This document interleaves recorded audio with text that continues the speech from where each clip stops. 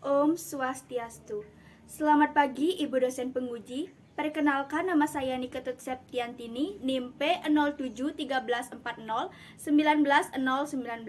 Yang terhormat Ibu Cokorde Dewi Widya Hana Sundari, SKM MSI. Yang terhormat Dr. Gigi Igusti Agung Ayu Putu Swastini MBiomed. Dan yang terhormat Ibu Luh Ade Wilan Krisna, SSI MKed PhD. Dalam kesempatan kali ini, izinkan saya untuk mempresentasikan usulan penelitian saya yang berjudul Gambaran Kadar Kolesterol Total pada Lansia Penderita Hipertensi di Banjar Awen Lelateng, Kecamatan Negara, Kabupaten Jembrana tahun 2022. Adapun latar belakang masalah dari usulan penelitian ini yaitu berdasarkan data Badan Pusat Statistik pada tahun 2021, persentase lansia di Indonesia mengalami peningkatan dalam waktu 5 dekade. Hal ini juga didukung oleh data dari Badan Pusat Statistik Kabupaten Jembrana yang mencatat jumlah penduduk lansia dengan usia 60 tahun atau lebih pada tahun 2018 berjumlah 31.200 jiwa, meningkat menjadi 33.500 jiwa pada tahun 2020. Dengan menurunnya kemampuan fisik dan fisiologi lansia, hal ini dapat meningkatkan resiko penyakit degeneratif pada lansia seperti hipertensi. Berdasarkan data Riskesdas pada tahun 2013, mencatat bahwa hipertensi memiliki prevalensi yang tinggi di Indonesia, yaitu sebesar 25,8%. Hal ini juga didukung oleh data Dinas Kesehatan Kabupaten Jembrana tahun 2015, di mana hipertensi menjadi penyakit kategori kelima dari 10 penyakit rawat jalan di puskesmas dengan presentasi sebesar 8,71%. Adapun fokus penelitian ini adalah pada penderita hipertensi. Selain prevalensinya yang meningkat, hipertensi merupakan penyakit multifaktorial dan dijuluki sebagai silent killer. Karena penyakit hipertensi merupakan penyakit tanpa gejala dan tanpa tanda yang khas, sehingga seseorang tidak menyadari bahwa dirinya mengidap penyakit hipertensi. Jika hal ini dibiarkan secara terus-menerus dan tanpa mendapatkan penanganan yang tepat, maka akan memunculkan resiko komplikasi yang salah satunya dapat dipicu oleh faktor eksternal, yaitu kadar kolesterol yang tinggi atau hiperkolesterolemia. Secara teori, hal ini terjadi karena kolesterol tinggi dapat menyumbat pembuluh darah perifer sehingga terjadi peningkatan pada tekanan darah. Berdasarkan penelitian yang dilakukan oleh Putri dan kawan-kawan pada 2016, menunjukkan 32 lansia yang diteliti, 19 responden lansia memiliki kadar kolesterol ambang batas. Hasil penelitian Robiatun dan Karso pada tahun 2015 juga menunjukkan hasil yang sama. 57,9 responden yang mengalami hipertensi 1 memiliki kolesterol pada ambang batas atas. Adapun rumusan masalah yang muncul setelah penjabaran latar belakang masalah adalah bagaimanakah gambaran kadar kolesterol total pada lansia penderita hipertensi di Banjar Awen Lelateng, Kecamatan Negara, Kabupaten Jembrana tahun 2022.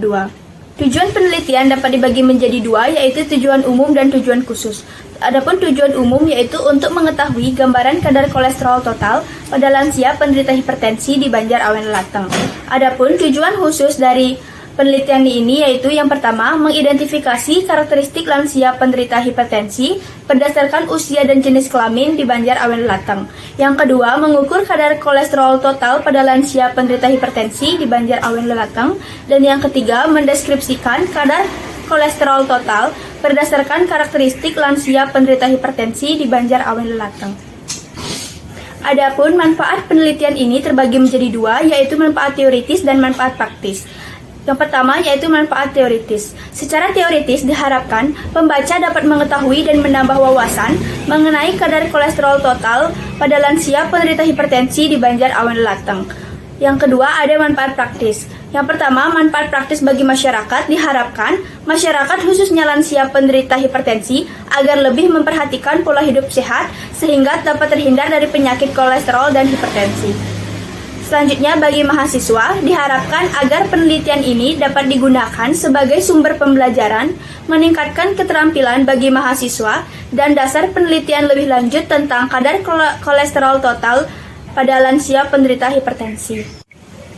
Baik, selanjutnya kajian pustaka. Kajian pustaka dalam penelitian ini terdiri dari 4 subbab. Yang pertama lansia, yang kedua hipertensi, yang ketiga kolesterol, yang keempat hubungan antara hipertensi dengan kadar kolesterol. Selanjutnya, kerangka konsep penelitian dapat dilihat pada slide, di mana hipertensi pada lansia dapat dipicu oleh dua faktor, yaitu faktor internal dan faktor eksternal. Faktor internal contohnya usia dan jenis kelamin, sedangkan faktor eksternal contohnya kolesterol, obesitas, merokok, dan alkohol. Kadar kolesterol yang tinggi dapat menyebabkan penyempitan pembuluh darah atau aterosklerosis, sehingga perlu dilakukan pemeriksaan laboratorium, khususnya pemeriksaan kolesterol total. Nah, secara umum terdapat 3 jenis metode pemeriksaan kadar kolesterol total, yaitu metode CHOD-PAP, metode Electrode Based Biosensor, dan metode Lieberman-Burchard. Adapun metode yang digunakan dalam penelitian ini yaitu metode Electrode Based Biosensor menggunakan alat POCT, di mana hasil dapat diinterpretasikan dengan nilai normal, ambang batas, dan tinggi. Adapun variabel penelitian dalam usulan penelitian ini adalah kolesterol total pada lansia penderita hipertensi. Selanjutnya, definisi operasional. Untuk definisi operasional yang pertama adalah lansia. Lansia adalah seseorang yang memiliki umur 45 tahun sampai dengan 90 tahun atau lebih. Lansia dapat dikategorikan menjadi pralansia dengan umur 45 sampai 59 tahun, lansia dengan batas umur 60 sampai 74 tahun, lansia tua dengan umur 75 sampai 90 tahun ke atas. Definisi yang kedua yaitu kadar kolesterol total yang dapat dikategorikan dalam normal, ambang batas, dan tinggi. Adapun definisi yang ketiga yaitu hipertensi yang dapat dikategorikan menjadi hipertensi dan tidak hipertensi. Baik, selanjutnya metode penelitian. Yang pertama, jenis penelitian. Jenis penelitian yang saya gunakan adalah deskriptif pendekatan kuantitatif, yaitu suatu penelitian yang bertujuan menjelaskan fenomena yang ada dengan menggunakan angka-angka untuk menggambarkan karakteristik individu atau kelompok. Penelitian ini akan dilakukan di Banjarawen Lelateng, Kecamatan Negara, Kabupaten Jembrana. Adapun waktu penelitian ini akan dilaksanakan pada bulan Februari sampai dengan bulan Mei tahun 2022. Selanjutnya, populasi dan sampel penelitian. Nah, populasi adalah keseluruhan subjek penelitian. Populasi pada penelitian ini adalah seluruh lansia di Banjarawen Lelateng yang berjumlah 324 orang. Sampel adalah sebagian dari populasi yang diambil menurut prosedur tertentu sehingga dapat mewakili populasinya. Selanjutnya ada unit analisis. Nah, unit analisis pada penelitian adalah kadar kolesterol total. Responden pada penelitian ini adalah lansia penderita hipertensi di Banjarawen Lelateng yang memenuhi kriteria sampel. Selanjutnya, jumlah dan besar sampel penelitian. Dikarenakan populasi lansia di Banjarawen Lelateng yang berjumlah 324 orang, di sini saya menggunakan referensi dari Arikunto tahun 2011, di mana jika populasinya lebih dari 100 orang, maka bisa diambil 10-15% atau 20-25% dari jumlah populasinya.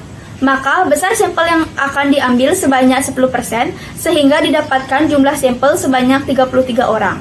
Selanjutnya, teknik pengambilan sampel. Teknik pengambilan sampel yang saya gunakan dalam penelitian ini adalah purposive sampling. Purposive sampling merupakan suatu teknik penentuan sampel dengan pertimbangan tertentu atau seleksi khusus. Kriteria sampel penelitian dapat dibagi menjadi dua, yaitu kriteria inklusi dan kriteria eksklusi. Kriteria inklusi yaitu lansia dengan rentang usia 50 sampai 90 tahun, lansia yang memiliki tekanan sistolik lebih dari sama dengan 140 mmHg dan diastolik lebih dari sama dengan 90 mmHg, bersedia menjadi responden dan menandatangani inform consent, bersedia melakukan puasa 8 sampai 12 jam, lansia yang tidak sedang mengonsumsi obat antihipertensi seperti propranolol. Adapun kriteria eksklusinya yaitu penderita hipertensi yang berumur 30 tahun ke bawah, lansia yang tidak memiliki penyakit hipertensi, dan lansia yang mengundurkan diri menjadi responden. Jenis data yang dikumpulkan ada dua jenis, yaitu data primer dan data sekunder. Nah, data primer dalam penelitian ini diperoleh dari hasil pemeriksaan kadar kolesterol total, pengukuran tekanan darah, serta data hasil wawancara dengan responden. Nah, data sekunder dikumpulkan yaitu data jumlah populasi penduduk lansia di Banjarawen Lelateng dan data yang diperoleh dari kajian buku, jurnal, serta penelitian terdahulu. Cara pengumpulan data penelitian ada tiga. Yang pertama wawancara, yang kedua pengukuran tekanan darah, yang ketiga pemeriksaan kadar kolesterol total. Yang pertama, wawancara. Wawancara dilakukan berdasarkan lembar wawancara yang tersedia, lalu responden mengisi dan menandatangani formulir informed consent. Yang kedua, pengukuran tekanan darah dilakukan dengan menggunakan tensiometer digital merek Sinocare tipe BA801. Yang ketiga, pemeriksaan kadar kolesterol total dilakukan dengan menggunakan alat automatic POCT.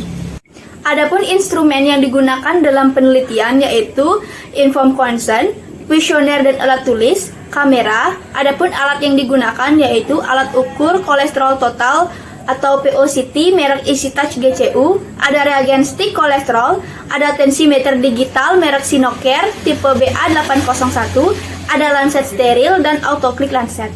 Adapun bahan yang digunakan yaitu darah kapiler, kapas steril, kapas alkohol 70%, sarung tangan latex atau handscoon, masker, face shield, dan hand sanitizer. Prosedur kerja penelitian dapat dibagi menjadi 3 tahap. Yang pertama yaitu tahap preanalitik, terdiri dari pengumpulan data responden, pengukuran tekanan darah lansia, persiapan alat POCT, dan pengambilan sampel darah kapiler. Tahap analitik terdiri dari pemeriksaan kadar kolesterol total, dan tahap post-analitik terdiri dari interpretasi hasil. Adapun prosedur pemeriksaan kadar kolesterol total yaitu yang pertama, alat pelindung diri digunakan, kemudian siapkan alat dan bahan yang akan digunakan dalam pemeriksaan. Yang kedua, lancet steril dipasang pada autoclick dan atur tingkat kedalaman jarum. Yang ketiga, hidupkan alat POCT, lalu pasangkan satu strip pemeriksaan kolesterol ke dalam slot strip uji pada alat, lalu alat akan menampilkan nomor kode. Yang keempat, memilih lokasi pengambilan darah.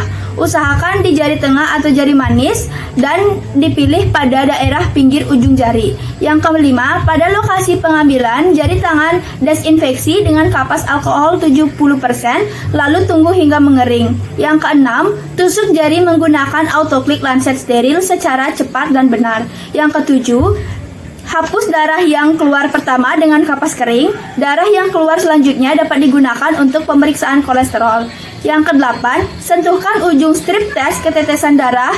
Hasil ditunggu selama kurang lebih 10 detik dan akan muncul pada layar display alat.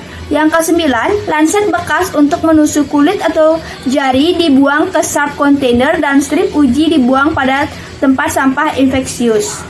Baik, selanjutnya pengolahan data. Data yang diperoleh akan dikumpulkan, dicatat, dan disajikan dalam bentuk tabel atau diagram, serta diberi penjelasan deskriptif berupa narasi. Selanjutnya yaitu analisis data. Analisis data dilakukan dengan cara deskriptif, yaitu berdasarkan persentase masing-masing kategori berdasarkan Perkumpulan Endokrinologi Indonesia tahun 2019. Baik, selanjutnya yaitu etika penelitian. Etika penelitian yaitu yang pertama ada menghormati harkat dan martabat manusia atau respect for persons. Yang kedua, berbuat baik atau beneficence dan tidak merugikan atau non-maleficence. Dan yang ketiga, prinsip keadilan atau justice. Sekian presentasi usulan penelitian saya. Mohon maaf apabila ada kekurangan dan kesalahan. Saya tutup dengan para mesanti. Om Santi Santi Santi Om.